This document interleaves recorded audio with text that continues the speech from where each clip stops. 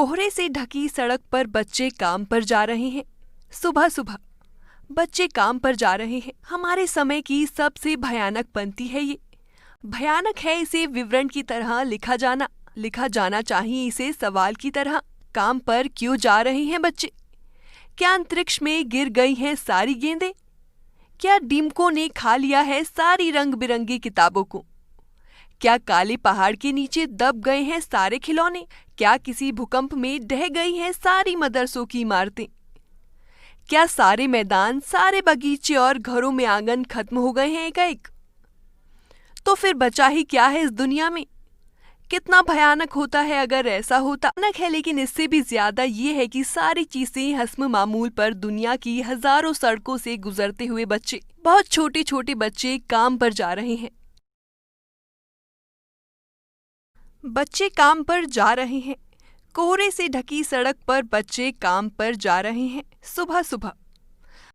प्रस्तुत पंक्तियों में कवि राजेश जोशी जी ने हमारे समाज में मौजूद बाल मजदूरी की समस्या को दिखाया है और हमारा ध्यान इस समस्या की ओर आकर्षित करने की कोशिश की है। कवि ने कविता की प्रथम पंक्तियों में ही लिखा है, बहुत ही ठंड का मौसम है और सुबह सुबह का वक्त है।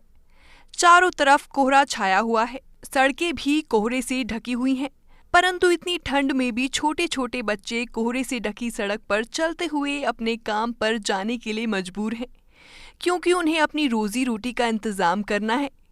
कोई बच्चा कारखाने में मजदूरी करता है तो कोई चाय की दुकान पर काम करने के लिए मजबूर है, जबकि इन बच्चों की उम्र तो अभी खेलने कूदने की है। बच्चे काम पर जा रहे हैं। हमारे समय की सबसे भयानक पंक्ति है ये। भयानक है इसे विवरण की तरह लिखा जाना चाहिए इसे सवाल की तरह। काम पर क्यों जा रहे हैं बच्चे? इन पंक्तियों में कवि ने समाज में व्याप्त बाल मजदूरी जैसी समस्या पर चिंतन करते हुए कहा कि हमारे समाज की सबसे भयानक बात है ये कि छोटे छोटे बच्चों को काम पर जाना पड़ रहा है। इस बात को हम जिस सरलता से कह रहे हैं ये कवि को और भयानक लग रहा है, जबकि हमें इसकी ओर ध्यान देना चाहिए और ये जानना या पता लगाना चाहिए कि पढ़ने खेलने की उम्र में बच्चों को अपना पेट पालने के लिए यूं काम पर क्यों जाना पड़ रहा है। इसे हमें समाज में एक प्रश्न की तरह पूछा जाना चाहिए कि इन छोटे बच्चों को काम पर क्यों जाना पड़ रहा है, जबकि इनकी उम्र अभी खेलने कूदने और पढ़ने लिखने की है। क्या अंतरिक्ष में गिर गई हैं सारी गेंदें? क्या दीमकों ने खा लिया है सारी रंग बिरंगी किताबों को? क्या काले पहाड़ के नीचे दब गए हैं सारे खिलौने? क्या किसी भूकंप में ढह गई हैं सारी मदरसों की इमारतें?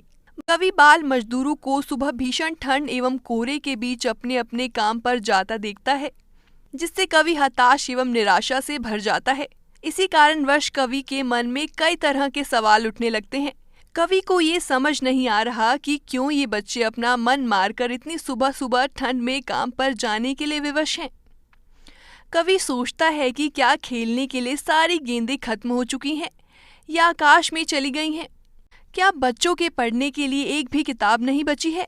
क्या सारी किताबों को दीमकों ने खा लिया है? क्या बाकी सारे खिलौने कहीं किसी काले पहाड़ के नीचे दब गए हैं, जो अब इन बच्चों के लिए कुछ नहीं बचा? क्या इन बच्चों को पढ़ाने वाले मदरसे एवं विद्यालय भूकंप में टूट चुके हैं, जो ये बच्चे पढ़ाई एवं खेल कूद को छोड़कर काम पर जा रहे हैं?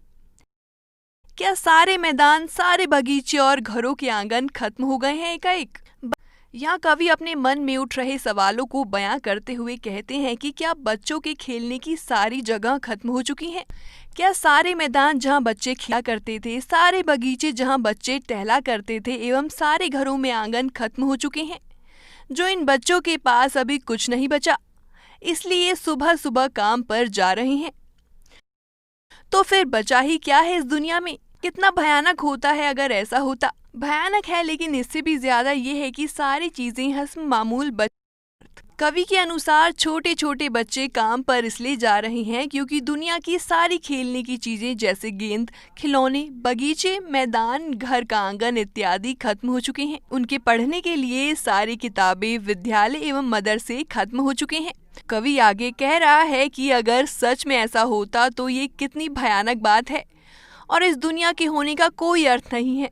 परंतु कवि को इससे भी ज्यादा भयानक तब लगता है जब उसे याद आता है कि बच्चों के खेलने कूदने की सारी चीजें उपलब्ध हैं और उसके बाद भी बच्चे काम पर जाने के लिए विवश हैं। इसी कारण कवि हताश एवं निराश हो जाता है। कवि अपनी इन पंक्तियों के द्वारा समाज में चल रहे बाल श्रम की ओर हमारा ध्यान आकर्षित करने की कोशिश में सफल हुए हैं। कवि के अनुसार बचपन में खेल कूद, पढ़ाई लिखाई एवं बच्चों के विकास का समय होता है। इस वक्त उन पर कोई बोझ या कोई जिम्मेदारी नहीं होनी चाहिए।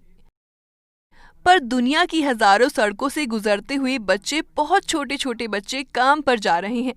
कवि की सोच ये है कि दुनिया में स्थित सभी खेलने कूदने की जगह एवं चीजें खत्म हो गई हैं और इसलिए बच्चे काम पर जा रहे हैं।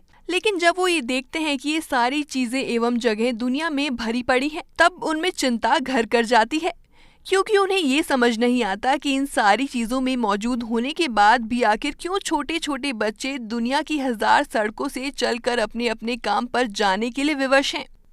इसलिए उन्होंने हमारे सामने ये प्रश्न उठाया है कि आखिर क्यों काम पर जा रहे हैं बच्चे।